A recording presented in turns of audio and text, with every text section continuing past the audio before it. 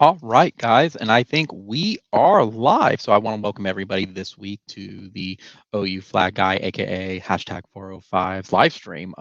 We had a live stream last Friday with Steven from Fanatic Perspective and Sean, aka Onikuno, from his channel. So I want to thank them before I get really, really deep into the live stream tonight because it looks like it's going to be a solo act. I know plenty of people right now who are watching the playoffs right now for the Super Bowl. So Sean's paying attention to that. If it ends early enough, he might hop on. But other than that, it looks like it's just going to be possibly me doing a solo act tonight. So, that all being said, first off, I want to do some housekeeping. So, first off, I want to thank everybody who tuned in to the live stream Friday night, about a week and a half ago. Um, Due to Sean and Steven's assistance, I was able to get over 100 subscribers. So thank y'all for joining me every week, every other week at this point, just because we're in the off season, as well as just listening to the football advice and showing how passionate of a fan I am, as well as just enjoying this hobby with y'all. That all being said, because I am a solo act tonight, what I am going to do, guys, is I'm going to go ahead and drop the link in to the chat for anybody who wants to join in and watch at this point. Again, I know all of y'all are probably watching Super Bowl at this point, but again, with Sean not being able to join or possibly joining later, I still want to give anybody who wants to hop in and just chit chat about anything OU football or even NFL a chance to jump in. So, as a reminder, guys, webcam is not necessary, but if you want to join in, please have like a headset, earphones, just something. So that way it filters out the background noise from everything going on. So that all aside, besides all that, where do I start this week? We're in the off season right now, guys. And a lot of it right now is you would think it would be slow. You would think right after the final games, after the final bowl game, everybody would be focused on the NFL, probably wrapping up their fantasy football games, whatever you could think of at that point. Well, right now, I would say for OU, we have a lot going on right now in the off season right now. What with the recruiting, I believe Junior Day is supposed to be coming up. I may be off by a couple weeks on that. And of course, just the drama of everything going on at this point. So if we end up having just a 30-minute live stream tonight, we'll have a 30-minute live stream, but I'm going to try to cover all the topics I was going to go with Sean at this point. So the first one I think I want to kind of start with. Where in the world is Caleb Williams? On this, we haven't really discussed the live stream at this point where Caleb Williams is going to end up. I do my best as my own personal mantra to stay away from rumors at this point while also taking them with a grain of salt. Now, what do I mean by that? What I mean is when Caleb first, like after the bowl game at this point, and Caleb did not announce that he was not going to return to OU. He did not announce that, but he was very silent on that. In my opinion, when all the rumors come out that he didn't want to stay at OU didn't offer up the right price or anything, that's probably some stories you've heard probably about his dad wanting a love stores, them wanting some OU stock, things like that. That's all rumors, everything like that. But there's probably a grand truth that Caleb Williams did not want to stay at OU at that point. So, and I think that's a very, very reasonable thing. Over the weekend, we saw that it looked like Caleb's house was packed up. And I have to give OU fans credit. They are some keyboard warriors for being able to follow people. They said his car looked like it was going out west. If anybody's surprised at this point, it looks like it's probably going to be USC. No one should be surprised at that at this point, guys, because that's who he wanted to play for. Right, Lincoln or Caleb wanted to play for Lincoln, so it's not surprising that's probably where he ended up. What my final guess is with Caleb at this point is we're probably going to get an announcement. I think by the 28th. I think the 28th is the last day before he has to sit out spring practice. If my information is correct for that. I'm still learning some of the recruiting stuff with that because as a reminder, guys, I only just got back into vlogging from this past season. So that all being said, I'm still learning all the in and out and everything for like the recruiting stuff for the off season. I think the 28th is the last day that he can do that before he casts us out the spring. Now, so that being said, everybody's probably heard some rumors that LSU was in the running, USC was still in the running, things like that. I think what it just boils down to, guys, is Caleb wanted to go play for Riley. That's really probably the extent of what he wanted to do. And if he goes out west, hey, I wish him the best of luck. Thank you for the memories here. Thank you for the comeback against Texas. Thanks for the win against Oregon. Oh, my alarm's going off on my phone. Stop. There we go. But that all being said, with it, if that's where he wants to go, that's where he wants to go. I think the only thing I would criticize at this point is just how long it took at this point. I'm not going to say he held schools hostage at this point because for OU, it looked like they moved on about a week and a half ago with Gabriel and looked like they're trying to get Dart from USC at this point. They weren't going to wait out at this point. But I think what the timeline is going to come down to is Riley leaves for USC. Caleb finishes out the season. Caleb has an asking price that I don't think a lot of the schools want to agree to, and he's going to end up at USC anyway. I think he was open for options anyway with it, but again, there's only so much information that we really do know. And it looks like, in my opinion, we'll get an announcement this week at this point. He was out there filming anyway, and I think the giveaway was Mario Williams committing to USC at this point. I do find it funny, speaking of USC, when all the recruits that were trash talking the coaches, like Littrell McClutchin and his father over the uh, season, have now decided to go out and follow Lincoln Riley to USC at this point with those same coaches, even though we have a brand new coaching staff here. I don't understand that personally, but hey, more power to them. I wish them the best of luck as well. I think it's really weird that they publicly call out these coaches, especially like Littrell's dad, only turn around and say, I think I'm going to go to USC and join Riley out there at this point. So same thing with some of the others. Speaking of USC as well, I can't go past not mentioning Dion Bailey at this point for trying to call out OU of like what our perception of ourselves is. Basically, if none of y'all followed, Dion Bailey was a player out at USC in 2010 to 2013, and he played for the Jets for like a whopping 2 games. Like a whopping 2 games, guys. And I think it was even the practice squad before he was cut at this point. He wasn't even drafted.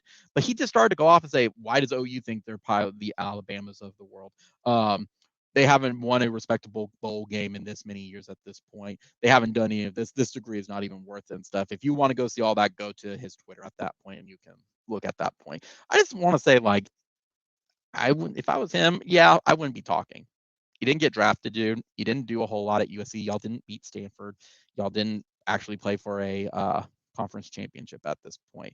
I think there is some respect amongst everybody at that point. But that even being said, with it, he didn't really do a whole lot. USC didn't do a whole lot at that point, and OU does have a right to put itself on the same pedestal as Alabama, in my opinion. Now, they may not have the national title amount that Alabama has. They may not have had the dynasty this past 10 years that Alabama has had. Sure, we've given up games, but at least we're playing in the playoff.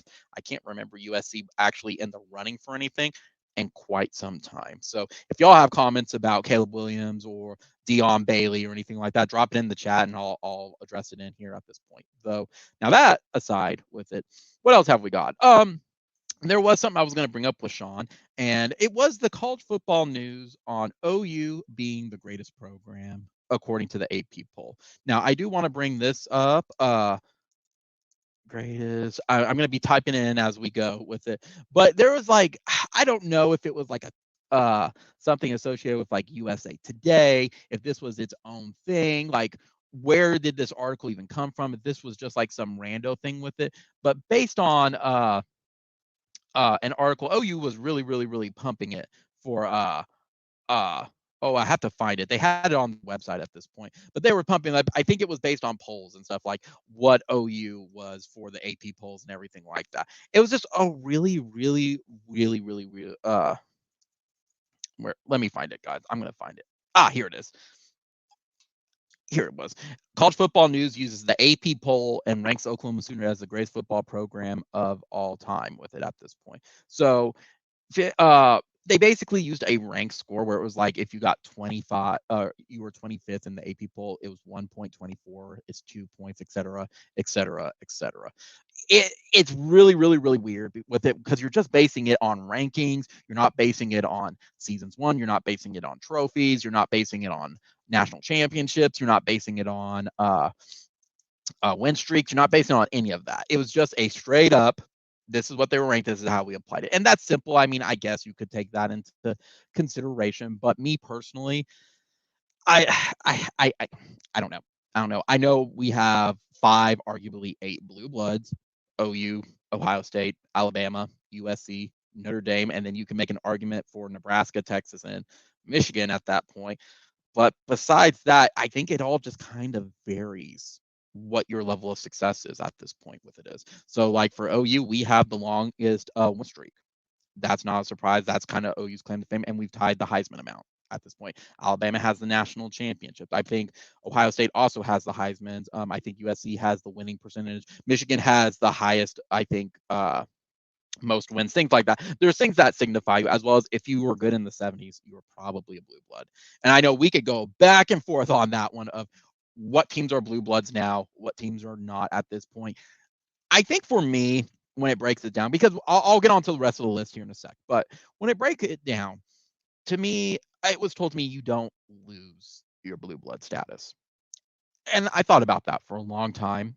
And they're right, because if take Nebraska, if Nebraska was back, people would clamor and be all over and celebrating that Nebraska was back. I do believe there is truth to that with it. Now we could talk about new success, new money, like is what would you define as a successful top program in each decade? But for consistency purposes, for what they did, what they've done, yeah, I could definitely see that of what is a blue blood and what is not at this point. So looking at the list though, with it when you go back into the top 10, Oklahoma was number one with 1,136 points at that point.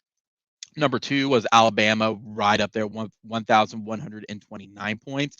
Basically, they are definitely in the running for it. I mean, it's less than 10-point separation. And I'd even argue right now that Alabama is ahead of OU at that point. I know an OU person saying Alabama's ahead, but I think based on their dynasty, based on what they've done at this point, as well as taking some of the other factors into it, I think they're either neck and neck or right now Alabama's just ahead at that point for it. Number three came in was probably Ohio State, and yep, Ohio State was 1,119 points. Number four was probably another blue blood, most likely USC. Nope, Notre Dame. Notre Dame was 1,028 points. Number five, Michigan, 1,016 points. If y'all start seeing to see a trend, that's what you're seeing. We've already got five of the so-called eight blue bloods, so that means I think it was USC's left. USC. I can't think of it right now, guys.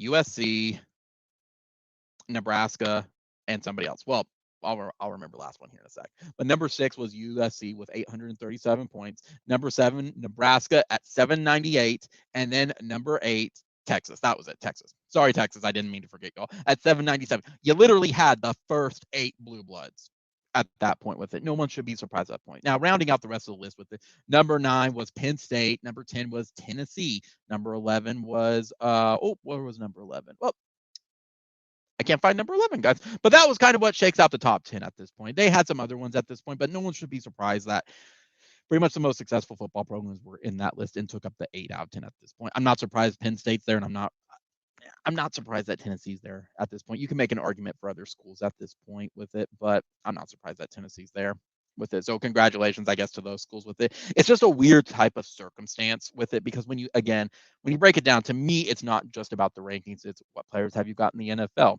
including first round drafts. What Heisman's have you got?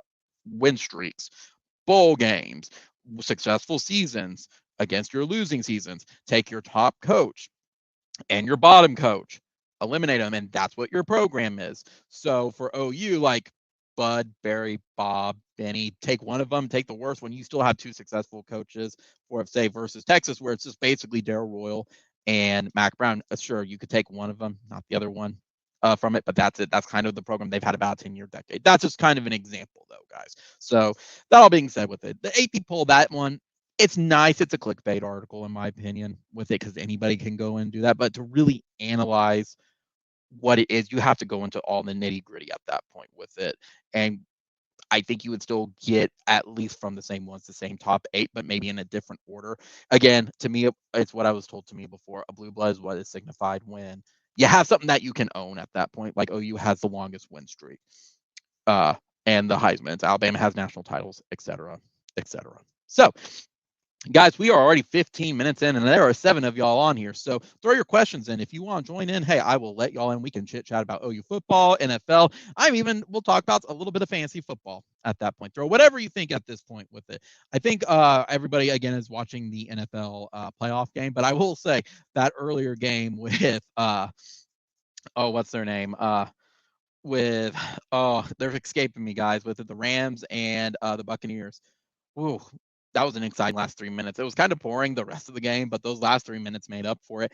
And Brady almost made the comeback. He almost made the comeback, guys, with it. But the football gods did not allow Brady to move forward at this point. But then again, they did play prevent the win defense, which, I mean, when you do that, you're going to lose. I get it. I get the point of it, but you're going to lose at that point.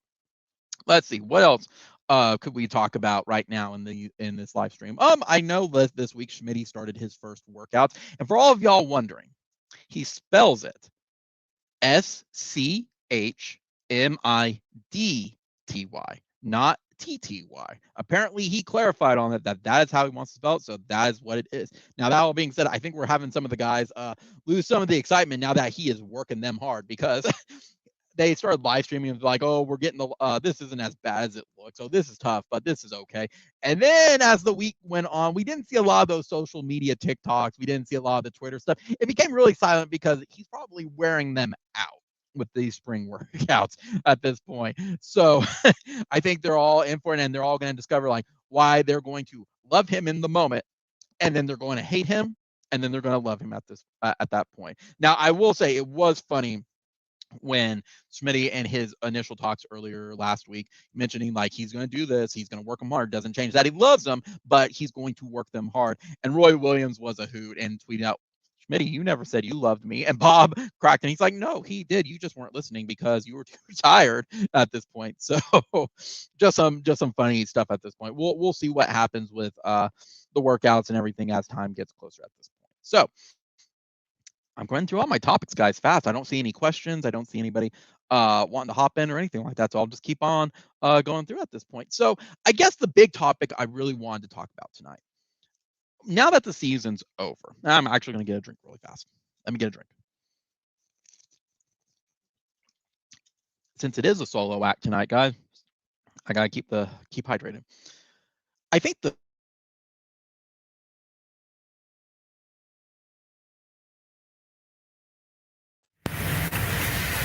I think I'm back. That was communications. Let me really fast, guys, turn my headset on and off.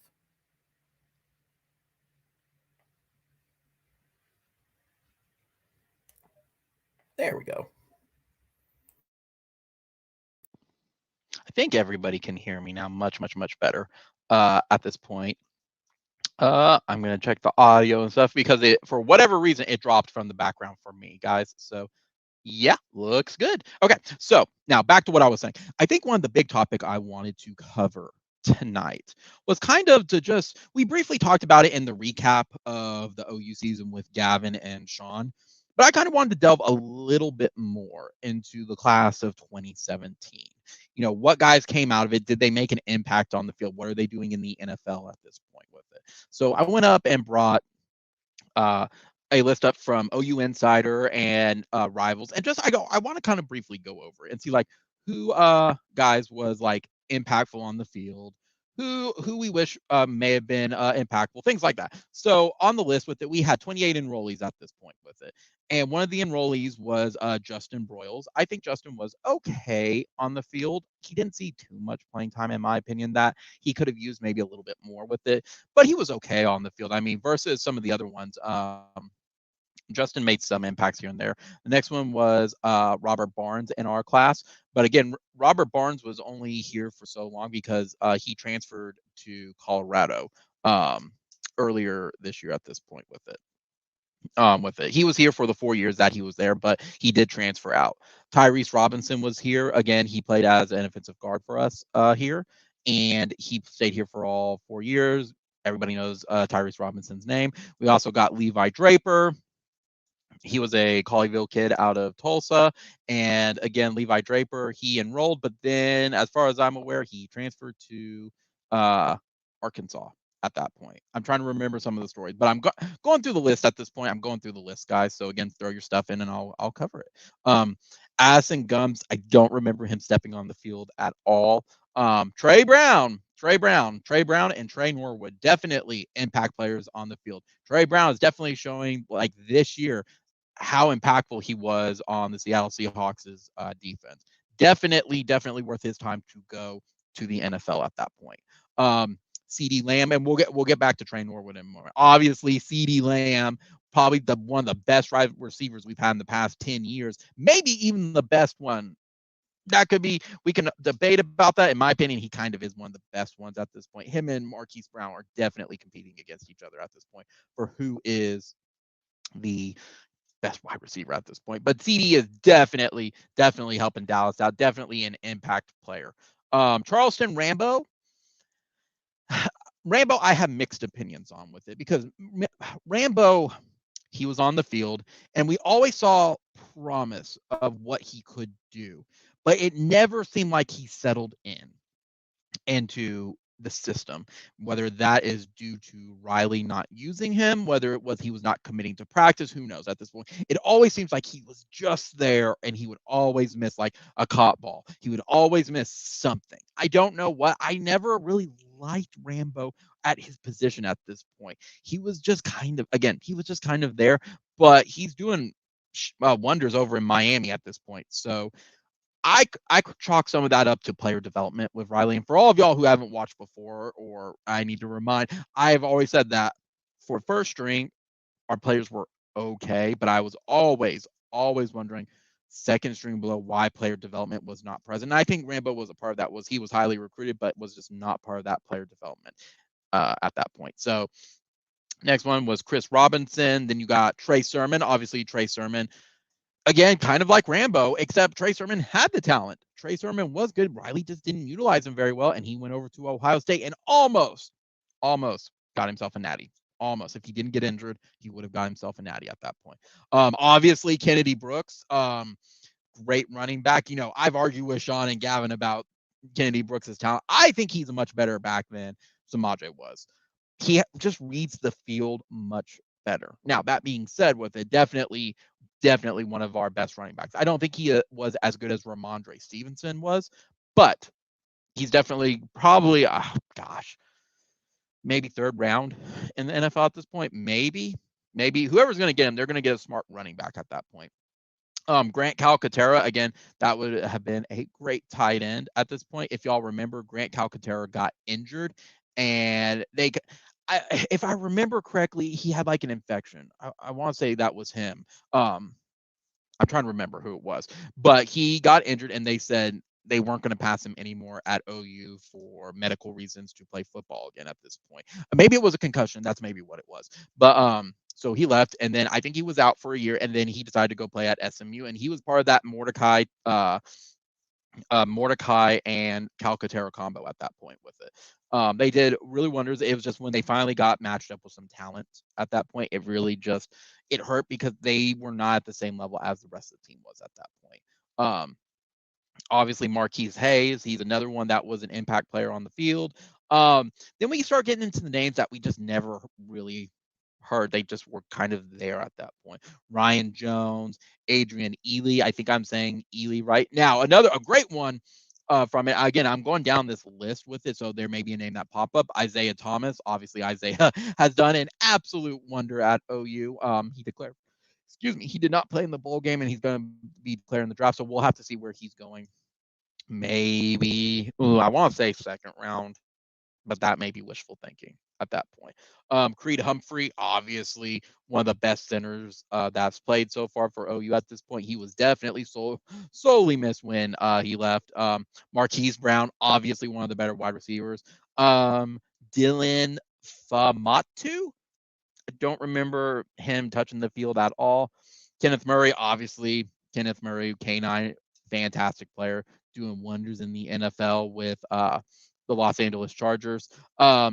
Marcellus Sutton, really, really good player. Jeremiah Hall.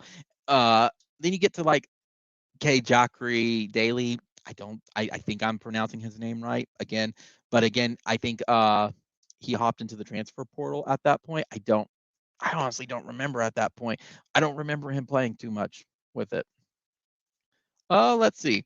Then we have Zacchaeus McKinney. And then here we go, Trey Norwood. Just like Trey Brown, Trey Norwood definitely went at the right time to go into the NFL and joined the Steelers at that point with it. Again, one of the better players at OU. Troy James, I don't remember Troy James playing Tyree Slot. And then you got Reeves Munchow. I think I'm saying the name right. I don't know. So that all being said, well, that's kind of the class of 20 2017 at this point. I think I want to say it was 2018 or 2016 was the one where we didn't get a whole lot of guys at that point with it. But I thought for overall, if you take a look at the 2017 class of at least the standout guys, you got Trey Brown, CD Lamb. I would say Rambo. I would have him in. Trey Sermon, Kennedy Brooks, Cal Katera, Marquise Hayes, Isaiah Thomas, Creed Humphrey, Marquise Brown. That's already 10 right there, guys. So I would say at least half of the class was successful with it at this point. Again, that's just my view on it. If I had more details for it and everything just up, I would. But that being said, we'll just kind of have to see where the rest of those guys go. And I think we'll reapproach that class one more time when we see where they go in the NFL draft. Because after that, at this point, it will be what are they doing in the NFL and how impactful they're going to be. So we're at 25 minutes, guys. Got no questions. Got no anybody wanting to hop into chit chat or anything like that. So I think I'll just move on to the next topic then. But if you have anything so far on what we talked about with the college football news of the OU being the greatest program based on their ranking, the Schimidty workouts, the class of 2017, anything like that, guys, hey, feel free to jump in, throw your stuff. Oh, and Caleb Williams, whatever you want to talk about from that at this point. I would say kind of the last thing I only had, because without Sean, I ramble on a whole lot, guys. So the only other things I kind of have at this point is I think looking at the transfer portal, we had another couple guys like leave for the transfer portal, and looking at kind of who's visiting OU at this point and who we're looking at this point. So looking at some of the guys who have the recruiting and everything up at this point, I found them on Twitter, and it seems like these are the guys where everybody's following. It looks like we're aiming for David Hicks out of Allen, Texas. He's a 5-star defensive lineman. We're also looking at possibly quarterback Jackson Arnold, a 5-star out of Denton, Texas at this point with it. I think the crystal balls are still like kind of aiming for like who. Hey, John, how are you doing tonight? Honestly, I have no intel at this point with it. I've been trying to figure that out with it. I know we had a couple guys visit from it, but I have no intel at the moment for it. I think we had 2 guys that were visiting over the weekend. I have to see, let's see what names they were really, really fast for you guys. But I want to say it was, I want to say David Hicks and somebody else at that point. But no, I have not heard anything, at least publicly. I think we'll probably hear more Monday of what everything's going to look like for them if they were interested, if based on their crystal ball projections or anything like that with it. But the first thing I hear, I'll definitely, if it's even during the live stream, I'll definitely throw it in. So, like I said, I think I want to say Arnold and David Hicks were both of the guys from Texas that did visit, and they were, I think they want to come as a pair at this point with it. But again, I don't know what it looks like, what they're going to be. So, looking at some of the other recruiting and stuff at this point, bringing that up, trying to see anything else at this point. Just looking, guys, with it. Same thing as we also looks like that we offered Samuel Mpimba. I really hope I'm saying these names right, guys. I'm so bad at names. But he's a 5-star out of Bradenton, Florida. I would not be surprised if Miami starts going for him at this point. But he's a 5-star. He's the number 9 national player, number 1 in his recruit at this point with it. And he's had a ton of offers at this point. And he was said he was re-offered by OU as earlier as today at that point. And then we're looking at some of the other guys and stuff, looking through David Hicks Jr.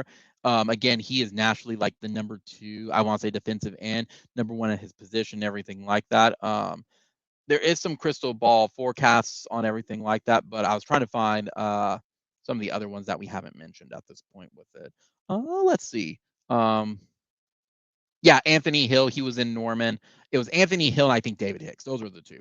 Anthony Hill is also a 5-star, and he is definitely took his unofficial, I guess, visit over here at this point. So, but yeah, I think that's kind of what has rounded out at this point with recruiting, because there's so many other guys at this point where it's like there's just no telling, it's too far out at this point. So like, for example, there's one right here that says Kobe Black out of Texas at this point, out of Waco, Texas. Right now he has 5 schools who have, let's see, who have offered him at this point, and right now he's been leading with Baylor and everything at this point, but he did get an offer from OU on January 21st. We also did offer Darian Gullett, back on the 20th at this point. I'm kind of going backwards a little bit, guys, with it, but then we also got Colton Vasic. He's a weak side defensive end out of Austin, and 14 schools have offered him. He's a 5-star back on the 20th, and then trying to find anything else. I can't really find anything else at this point. But in summary, we had some guys show up, and definitely 2 5-stars at that point. So if we get any info, Sean's usually the one that's way more on recruiting at this point than myself from it, but there's no telling if it went well or anything like that outside of some offers from it that were already standing at this point. So that's kind of rounds it up for recruiting and everything like that. So I think I've covered mostly everything I wanted to cover in about the first 30 minutes. Usually, Sean, when he hops on, we would go through each of these topics at this point. But since Gavin's taking a break and Sean's focused on the NFL playoffs at this point, that's kind of everything that's happened. There's a lot that's happening, and then a lot we're kind of waiting on until like after signing day. That's coming up here in about 2 weeks. Signing day to Electric Boogaloo. We still have the transfer portal stuff. We're probably wondering still when Caleb's going to announce at USC with it so everyone can get on with their lives at this point. I moved on. I'm going to be honest, guys. I moved on about 3 weeks ago, right when the bowl game ended. Like, yeah, he ain't staying. If he wanted to stay, he would have definitely pumped that at this point with the bowl game at that point. So I don't really have anything. Guys, what other questions do you got for me? Throw anything out there for it. What else do you got? I'm trying to see any other info or anything to talk about, anything. Because while it was a busy week, it's still been relatively quiet. I know that's a weird thing to say. We had a lot of like couple headline stuff, and that's it. Mostly everybody's been focused on basketball, and we've been focused on wanting the softball season to start. Speaking of basketball, man, OU got trounced by, I think it was Kansas State. There was so many records broken. I think one of their players scored 61 points on us, guys. 61. Whew. I think she broke a record with it. Let me bring it up. Unfortunately, it had to happen against us, but here we go. Kansas State's Ayoka Lee, 61 points, guys. 12 rebounds, 3 blocks, 23 to 30 field goals, 5 of 17 free throws, and beat number 14, Oklahoma. Like, goodness. Did she just show up and just kick butt against us at this point? And I know the basketball team did not do well against, I think it was Baylor over the weekend with it. But I mean, at this point, guys, if you have the ball turned over, I think it was like something like 20 or 25 times at this point with it. You can't give the ball up all those times and expect to win. It's like football at that point. You turn the ball over 4 or 5 times, you're not winning a football game at this point unless it's just pure luck at that point. It's just not. So, unfortunately, basketball just did not have a good weekend. Unfortunately, I wish they did. But yeah, let's see what else is coming up with OU sports this week. Anything exciting at this point with it? Let's see. There was some wrestling stuff. There was some women's basketball stuff. Here we go. Here's some results. Yeah, we lost to K-State. Wrestling beat Northern Illinois with it. Men's tennis, everything like that. Gymnastics beat Air Force. Yeah, here we go. It was men's basketball. Baylor beat OU with it with just all their turnovers and everything like that with it. So anything upcoming at this point with it, OU's got Iowa. That's wrestling. Tennis. Got next opponent is Bedlam against OSU with women's basketball here in 3 days. And then men, we've got West Virginia at that point. Honestly, like I said, it's really basketball season at this point. Not too much at this until after signing day, because I think once signing day gets here and everything's kind of said and done, everything's going to settle down a little bit and then lead up into spring practice at this point. So I'm going to give everybody a little bit, about 5 more minutes, guys, and then I'll wrap up early tonight with it. You probably heard me ramble for about 40 minutes with it, but like I said, without Sean having his info for us or Gavin to join us with it, I'm just rambling and I go through my topics really, really, really fast. So throw in anything you want to talk about, guys. I'm more than open to run this solo as well with it. I've got everything recruiting up. I've got some other info up. I'm going to actually, while we're on here, to try to answer John's question, I am going to see if the recruiting weekend went well with the guys at this point with it for those guys that showed up. Let's see. I don't really see anything at this point with it. No, based on some of the stuff where I'm looking at, nothing really from the guys visiting. Again, we're probably going to get more info on that on Monday at this point, especially if they stay late and everything like that. I know Venables addressed the crowd and stuff over the weekend during halftime at the basketball game. There's that. I know Venables is making some waves and stuff with his recruiting and getting those guys here that probably weren't initially looking at us before and now taking it very seriously since he's here. So other than that, guys, I've got really not a whole lot. Just been kind of relaxing here at my house. Just COVID's been crazy and stuff, so I've been working the COVID pods at work with it. I got one more tomorrow, and then hopefully everything gets back to normal at this point. It's just straight up testing for us, and then at this point, just kind of wrapped up. I finally got all my Christmas stuff up. There's something. So got all the Christmas stuff up because of how busy it's been at work and how busy it's been at the pods and everything with it, as well as just OU football and stuff, getting content and everything out at this point. Besides that, I've been playing a lot of Halo. I've been playing a lot of Halo. I know I'm a Halo junkie, guys. So I've been playing a lot of that. Been playing a lot of rank up with it. Usually Thursday nights, I'll do some D&D, and then Friday nights I actually do uh video gaming with my friend Andrew, and sometimes it's been Monster Hunter, sometimes it's been Halo at this point. But I've been playing too much probably of Halo. But I'm happy because one of my buds, he got himself a new video game system, so he'll be able to join in with some Halo and stuff at this point with the rest of us with it. Man, I'll definitely say y'all don't see it from y'all's end with it, or maybe you do, but definitely the bots are out tonight. Goodness, every single time hoping to try to get some more interaction in the chat. But man, the bots for sure have been just filling up the chat. But yeah, I'll wrap it up here in about 4 minutes, guys. So get your questions in, get your thoughts in. I'll answer anything you got for me so far with it. Other than that, that's kind of what OU football has been the past couple at this point. I think at this point it's just waiting for players to finally finish up transfer portal stuff. I want to say when is the last day? That's a yeah. That's a July 1. I'm trying to figure out if there was a end date with it. And then that's something a buddy of mine brought up, and I'll bring it up here with it, where he mentioned if Caleb is going up to USC, regardless of how we feel on it, I do think a way to limit the transfer portal is limiting where you can go. So that way it's not just recruiting on someone else's dime with it at that point. So if the rules were intact, hey, if Caleb wants to go transfer, that's more power to him, but he shouldn't be able to go to USC with his coach. Or if he wants to, he needs to sit out a year at that point. I have no problems with that. I think it makes it fair, and then it's not just like building a team one place and then just going completely somewhere else at that point with it. And that prevents a lot of, I think, unintentional problems or anything at this point with it. Trying to think of anything else football wise that's going on with it. I got a question. John has, do you think Dart is waiting to see if Caleb commits to USC before moving to another program? Okay. I don't think so.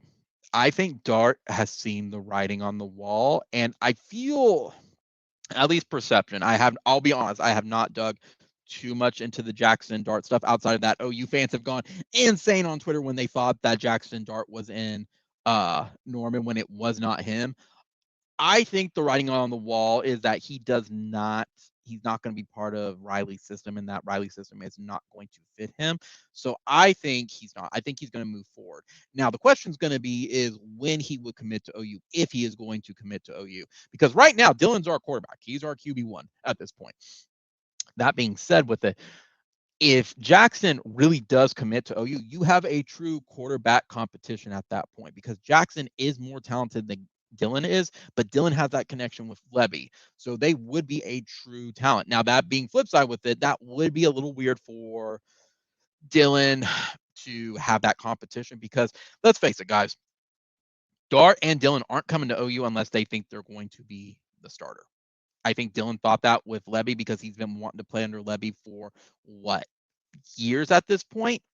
And then for Jackson, I think he's wanting to start out a system with it, and maybe he doesn't like Riley because it's weird right now seeing all the guys that OU had on their starting roster literally just get up and move on the offense to USC.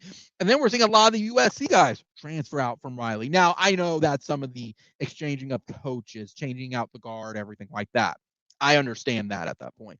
But the flip side of that, though, is it's really weird to see just how different, how it's almost flopped at this point. You would think the USC guys would want to stay and play for Riley at that point, or maybe they see some writing on the wall that they don't like Riley's system. Maybe they don't like strength and conditioning. Who knows at this point with it? But to go back to your original question, John, I don't think so. I think Dart has already entered the transfer portal, and I think he is already exploring his options. Now, where he's looking at and everything, I don't know. I've heard some bounce around with OU, and I've heard some bounce around with USC, with BYU at this point with it. I think it's going to be a back and forth with it. I don't think he is. I think internally, I think everybody knows Caleb's going to end up at USC. He's just been drawing this out too long with it. I don't think so. I think he is going to move to another program at this point. Whether it's OU or not is to be seen.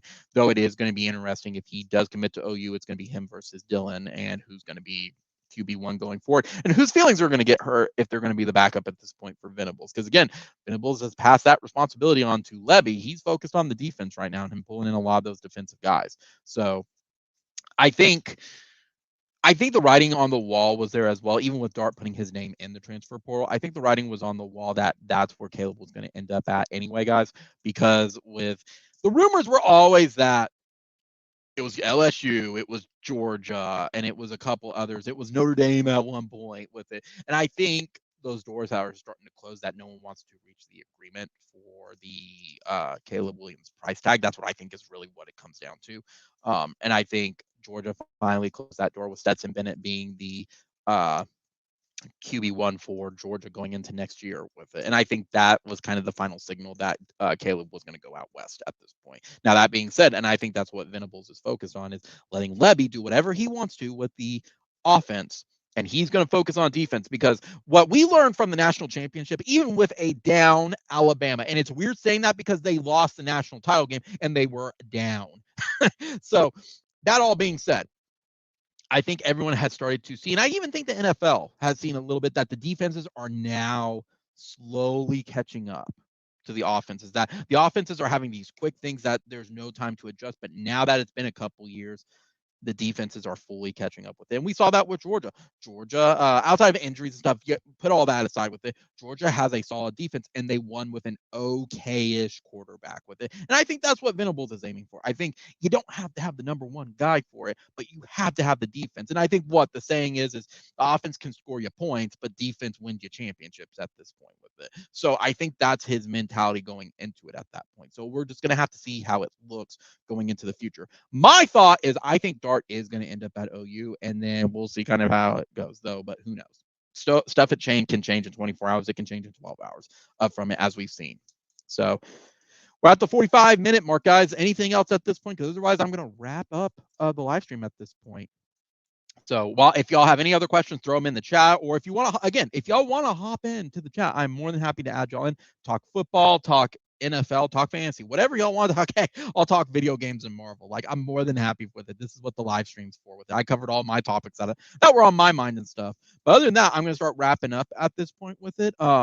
Again, I'll throw the link in just in case, if anybody wants to, just in case. I threw it into the main chat, just in case anybody did not see it or they're just tuning in now.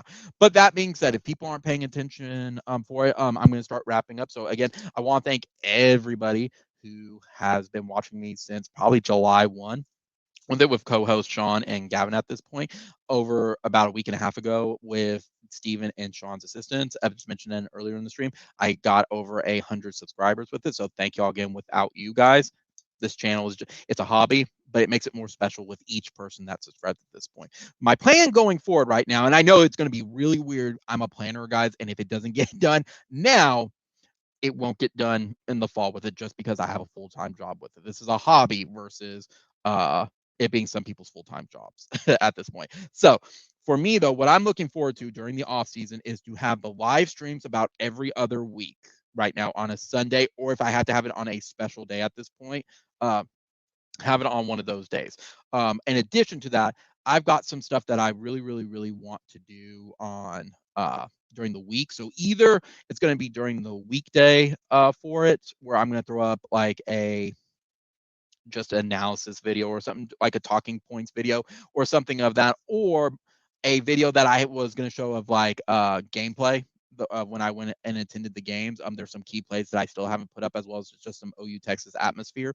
I am going to add those in at this point with it, but besides that, so expect maybe 2 videos a week, unless it's something that is like immediate urgent type of deal with it. You'll get like kind of what I did with the Georgia championship game, where it will just be recording from my car as I'm driving from work at that point with it. So we'll get something like that, but otherwise I'm hoping to do 2 videos a week at this point for that, because I have a lot planned for next season at this point. I've got a lot of stuff I want to do for Sundays, and I think I want to start doing Wednesday, because we tried doing Wednesday with fantasy football, but fantasy, we just didn't get a lot of attendance, and my fantasy group appreciated it. But I think I want to make that more of just a official OU like preview video live stream for people, and then have the post game one on Sunday still. Sunday seemed to be where everybody tunes in and they want something to basically wrap up the weekend. And I'm more than happy to keep on having that on Sunday at this point, same time, same place that we've always had.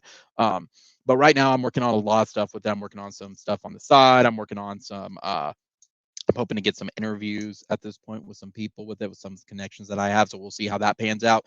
I have some content that I want to make, just kind of that. But for right now, what I'm hoping is live streams every other Sunday, and then 1 or 2 videos during the week to keep everyone engaged and everything like that. Maybe even to have a Friday wrap up, or maybe even a Saturday of this is kind of the news that happened for football, if it was important or meaningful or anything, if it was that. So I want to make sure I'm still staying in the moment with OU football with it, versus like during the season where I was still getting used to it, where it's just like preview, post game, and then live stream with it. I do want to kind of throw out if it's big important news at this point, because who knows, we still have well over 8 months at this point before the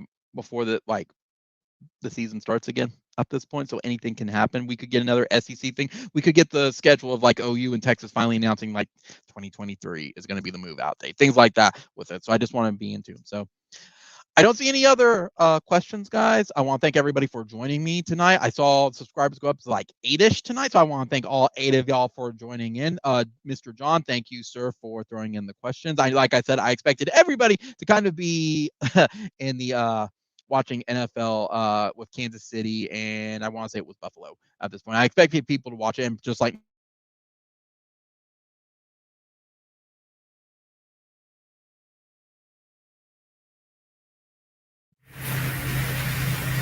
I think it's pulling the mic now from my computer at this point because my headset turned off.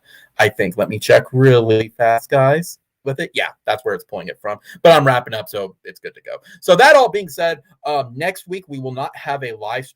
Let me back up. This week I'm hoping to do a thank you video for everybody who's subscribed, and a thank you for everybody who has been tuning in. And then next week, no live stream, but I'm hoping to throw a gameplay touchdown or a gameplay big catch from my archive from attending the games, and then kind of analysis video from it. So my next live stream is probably, I think it's going to be February 6th, whatever that Sunday is at that point. So now being said with it, guys, let's look forward to February 6th. That's going to be, I think, I'm going to check one more thing, guys. Don't judge me.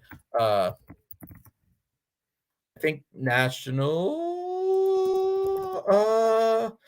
Signing Day is February 3rd. So that's the perfect time to just recap what recruits we've got and everything at that point, and any other news that come up with it. So our transfer portal, that's I'll hopefully have Sean on there at that one, but have our transfer portal guys who we picked up with Venables since everybody left, who are our signees, who we kept, and who left at this point. So that's going to be and kind of our last minute ones, like Gentry Williams. Hopefully he's signing or anything like that for it, things like that. So look forward to that on February. Like I think that's the 6th or the 7th.